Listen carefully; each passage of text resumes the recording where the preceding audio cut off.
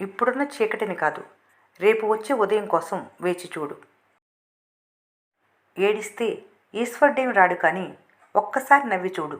ఈర్ష్యతో ఎంతమంది వస్తారో ఆ నవ్వును పోగొట్టడానికి. ఎక్కువగా ఆలోచించుకు. జీవితంలో నీ ప్రయాణం ఎటువైపు అనేది ముందే రాసిపెట్టి ఉంది. కష్టాన్ని చూసి వెనకడుగు వేయొద్దు. గాయపడినందుకే రాయి విగ్రహంగా మారింది, కానీ కొట్టిన సుత్తిగానే మిగిలిపోయింది. జీవితంలో తిరిగి ఓడిపోవటానికి అవకాశం దొరకనంత వరకు పోరాడు. ఎందుకంటే మళ్ళీ పోరాడే అవకాశం రాకపోవచ్చు. మిమ్మల్ని ఎవరూ చూడని సమయంలో మీరు నడుచుకునే తీరే వ్యక్తిత్వాన్ని తెలియజేస్తుంది. ఆలోచనలు ఆయుధాల కన్నా శక్తివంతమైనవి. మంచి ఆలోచనలతో నీ గమ్యాన్ని నిర్మించుకోవాలి. విమర్శకుల నోళ్ళు మోయించాలంటే వాదనలు సరిపో. నీ గెలుపుతో వచ్చే శబ్దం వాళ్ళకు వినిపించాలి. నిశ్శబ్దంగా పనిచేయి. నీ గెలిపే గర్జించేలా ఉండాలి. కష్టపడి సంపాదించే వరకు తెలియదు రూపాయి విలువ ఎంతనేది. సాధించాలనే కోరిక అందరికీ ఉంటుంది, కానీ కష్టపడే తత్వం కొందరికే ఉంటుంది. ఆ కొందరిలో నువ్వు ఉండాలి. లేని వాటి కోసం ఆరాటపడే జీవితం వ్యర్థం.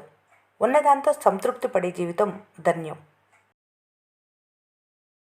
ఒకరు మిమ్మల్ని లోకు చేసి మాట్లాడినంత మాత్రాన మీ విలువేమీ తగ్గిపోదు. కాకపోతే అవతల వాళ్ళకి తెలియదు వాళ్ళ విలువ వాళ్లే పోగొట్టుకుంటున్నారని. తక్కువ సంపాదించే వారికన్నా తక్కువ పొదుపు చేసేవారే ఆర్థికంగా ఎక్కువ ఇబ్బంది పడతారు.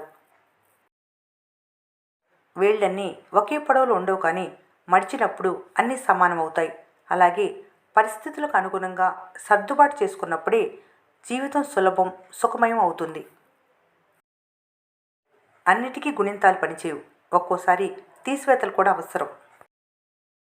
ఓర్పు చేదుగా ఉంటుంది, కానీ దాని ఫలితం మధురంగా ఉంటుంది.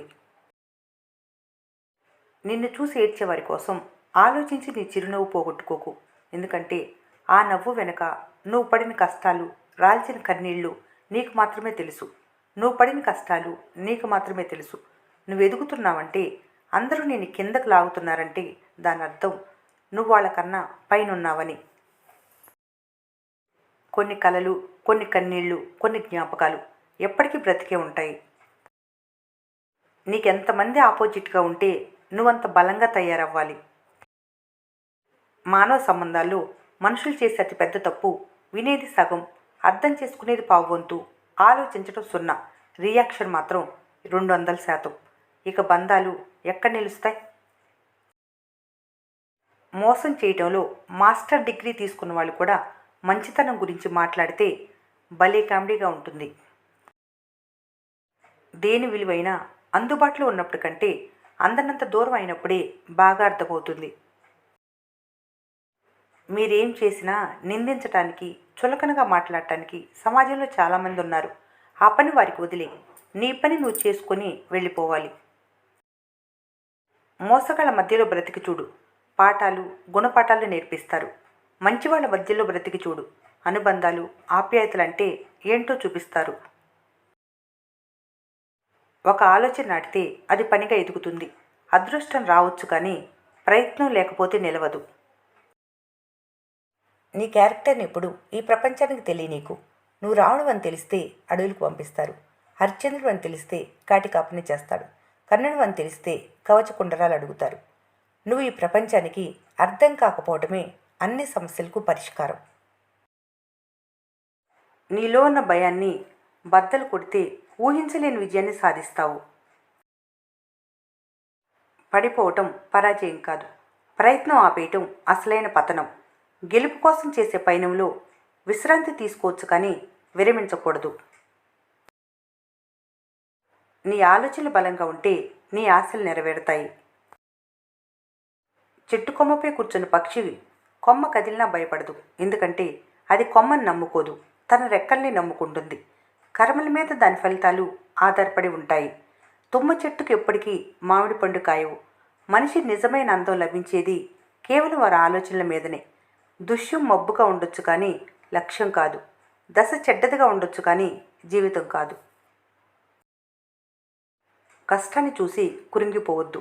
నీదైన రోజు కోసం ఎదురు చూడు. తప్పకుండా మంచి జరుగుతుంది. భవిష్యత్తు బాగుంటుందని తెలిసినప్పుడు కొన్ని నెలలు కష్టపడటానికి ఆలోచించడం ఎందుకు? కొన్నిసార్లు నిన్ను వెతుక్కుంటూ ఎవరొస్తారో తెలుసుకోవాలంటే నువ్వు దారి తప్పిపోవాల్సిందే. సాధారణంగా గెలుపు మీదే శ్రద్ధ పెడతారు.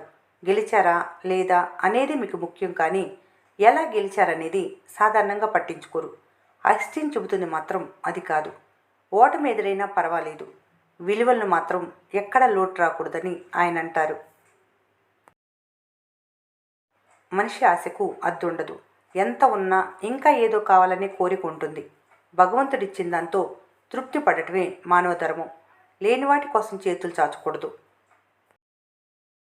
అనుకున్నామని జరగవన్నీ, అనుకోలేదని ఆగోకొన్ని.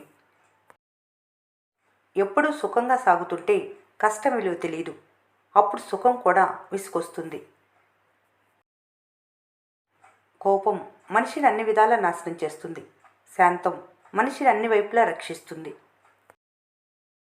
జీవితంలోని సగం బాధలు సరే అని త్వరగా, వద్దు అని ఆలస్యంగా చెప్పడం వల్లనే కలుగుతాయి.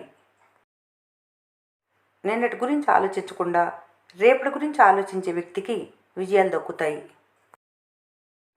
ఈ వీడియో మీకు నచ్చినట్లయితే మన స్నేహ ఛానల్ని లైక్ చేయండి, సబ్స్క్రైబ్ చేసుకోవడం మర్చిపోకండి. Thanks for watching.